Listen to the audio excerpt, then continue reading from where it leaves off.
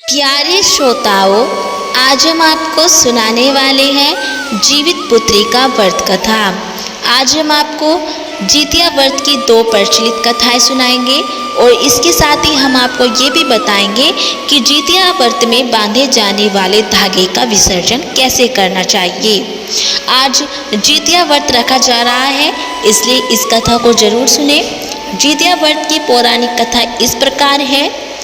एक समय उज्जैनी नगरी में राजा जीमुत केतु का पुत्र जीमुत वाहन रहता था और वह सभी के परोपकार करते थे।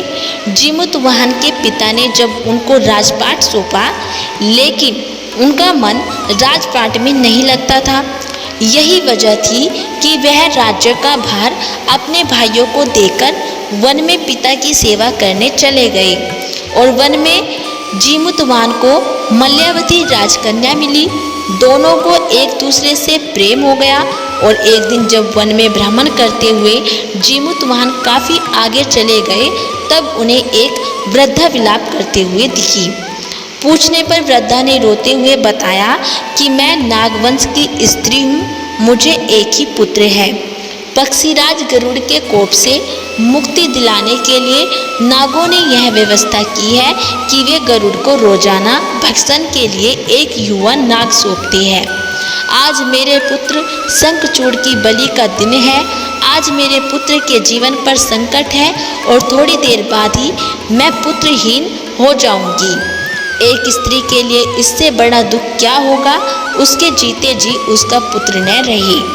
जीमुतवाहन को यह सुनकर बड़ा दुख हुआ और उन्होंने उस वृद्धा को आश्वस्त करते हुए कहा कि डरो मत, मैं तुम्हारे पुत्र के प्राणों की रक्षा करूंगा।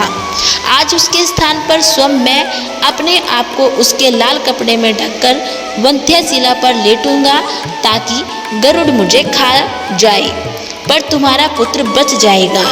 इतना कहकर जीमुतवाहन ने शंखचूड़ के हाथ से लाल कपड़ा ले लिया और वे उसे लपेटकर गरुड़ को बलि देने के लिए चुनी गई वध्यशिला पर लेट गई और नियत समय पर गरुड़ आए और लाल कपड़े में ढके जीमुतवाहन को पंजे में दबोचकर पहाड़ के शिखर पर जाकर बैठ गए। गरुड़ ने अपनी कठोर चोंच से जीमुतवाहन पर प्रहार किया और जीमुतवाहन के शरीर से मांस का बड़ा हिस्सा नोच लिया। इसकी पीड़ा से जीमुतवाहन की आंखों से आंसू बह निकले और वह दर्द से कराहने लगे। अपने पंजे में जकड़े प्राणी की आंखों में से आंसू और मुंह से कराह सुनकर गरुड़ बड़े आश्चर्य में पड़ गए, क्योंकि ऐसा पहले कभी न हुआ था। उन्होंने जीमुतवाहन से उनका परिचय पूछा। जीमुतवाहन ने सारा किस्सा कह सुनाया कि कैसे एक स्त्री के पुत्र की रक्षा के लिए वह अपने प्राण देने आई है। आप मुझे खाकर भूख शांत करें। गरुड़ उनकी बहादुरी और दूसरे की प्राण रक्षा के लिए स्वयं का बलिदान देने की हिम्मत से बहुत प्रभावित हुए और उन्हें स्वयं पर पछतावा होने लगा और वह सोचने लगी कि एक यह मनुष्य है जो दूसरे के पुत्र की रक्षा के लिए स्वयं की बलि दे रहा है और एक और मैं हूँ जो देवों के संरक्षण में हूँ किंतु दूसरों की संतान की बलि ले रहा हूँ। उन्होंने जीमुतवाहन को मुक्त कर दिया और गरुड़ ने कहा कि हे मनुष्य, मैं तुम्हारी भावना और त्याग से बहुत परेशान हूँ। मैंने तुम्हारे शरीर पर जो घाव किए हैं उसे ठीक कर देता हूँ। तुम अपनी प्रसन्नता के लिए मुझसे कोई वरदान मांग लो। राजा जीमुतवाहन ने कहा कि हे पक्षीराज, आप तो सर्वसमर्थ हैं। अगर आप प्रसन्न हैं और वरदान देना चाहते हैं तो आप सर्पों को अपना आहार बनाना छोड़ दें और आपने अब तक जितने भी प्राण लिए हैं उन्हें जीवनदान दे दीजिए।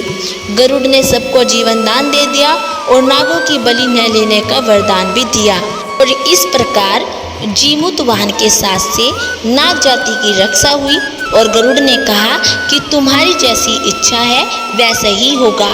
हे राजा, जो स्त्री तुम्हारे इस बलिदान की कथा सुनेगी और विधि पूर्वक व्रत का पालन करेगी, उसकी संतान के मृत्यु के मुख से भी बाहर निकल आएगी।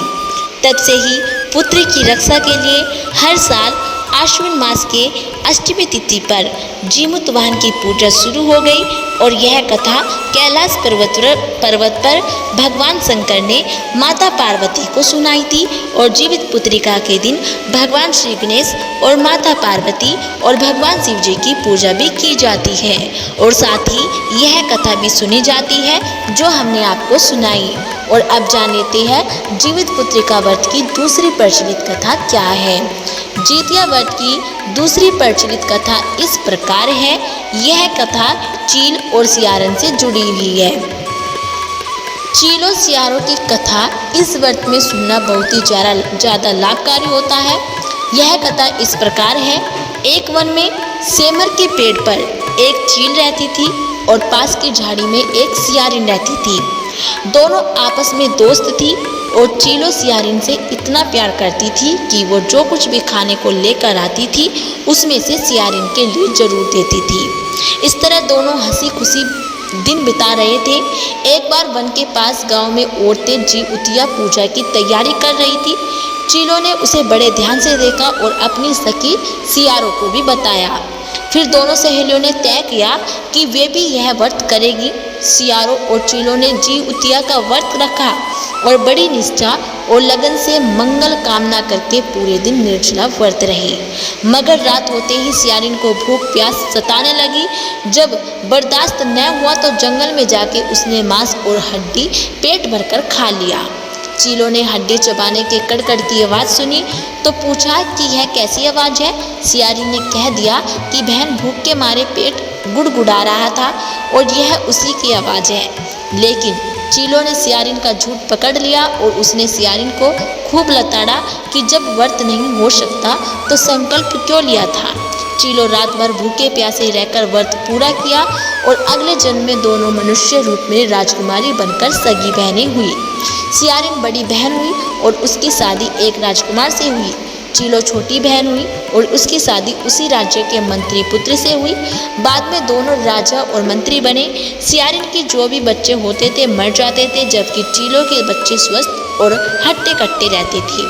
इससे उसे जलन होने लगी और उसने उन्हें मारने की सोची।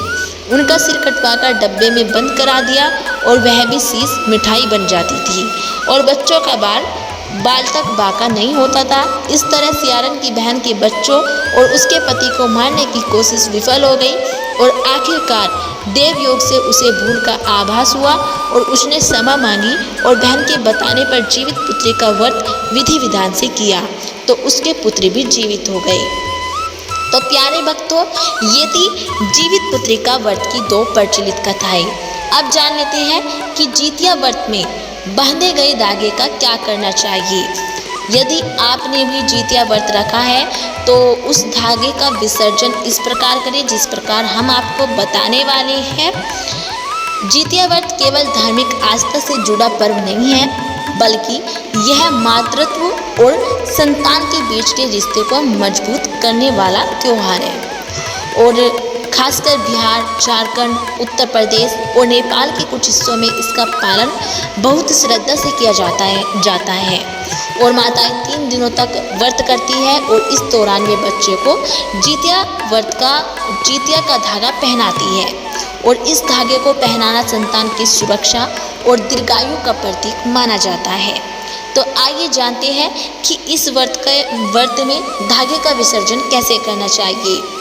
जब व्रत पूरा हो जाता है तो उस धागे को कम से कम 24 घंटे तक शरीर से नहीं उतारना चाहिए और माना जाता है कि इसे उतारने का सही समय पूजा या अगले दिन का होता है।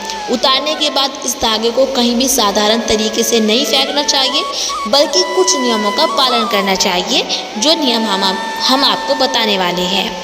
ज़्यादातर महिलाएं व्रत के बाद उस धागे को पवित्र नदी, तालाब या कुएं में प्रवाहित करती है। मान्यता है कि ऐसा करने से जीमूत वाहन का आशीर्वाद बना रहता है और संतान पर आने वाली बाधाएं भी दूर होती है। इसे शुभ और धार्मिक दृष्टि से सही माना जाता है। तो आप कुएं तालाब में उस धागे को विसर्जित कर सकते हैं। और वहीं अगर नदी या तालाब जाना संभव नहीं है तो महिलाएं उस धागे को तुलसी या पीपल के पौधे के नीचे भी रख सकती है। तुलसी और पीपल दोनों ही पेड़ बहुत ही पवित्र माने जाते हैं और उन पर धागा चढ़ाने से संतान की लंबी उम्र और परिवार की सुख समृद्धि बनी रहती है। और वहीं एक और तरीका ये है कि इस धागे को घर के पूजा स्थल पर रख दिया जाए। माना जाता है कि इसमें घर में सकारात्मक ऊर्जा बनी रहती है और माँ का आशीर्वाद हमेशा बच्चों पर बना रहता है। और यह तरीका उन लोगों के लिए बेहतर है जो धागे को कई बार नहीं ले जाना चाहते हैं। और अब जान लेते हैं कि इस धागे के साथ क्या काम भूलकर भी नहीं करना चाहिए। धागे को कभी भी कूड़े में नहीं फेंकना चाहिए और इसे अपवित्र जगह या पैरों के नीचे भी नहीं रखना चाहिए। और धागे का अनादर तो भूलकर भी नहीं करना चाहिए क्योंकि यह आस्था और रिश्ते का प्रतीक माना जाता है। तो प्यारे भक्तों, ये थी जीवित पुत्रिका व्रत की 2 प्रचलित कथाएं। यदि आपको हमारी ये जानकारी अच्छी लगी हो तो प्लीज़ हमारी वीडियो को लाइक करें और चैनल को सब्सक्राइब करना ना भूलें।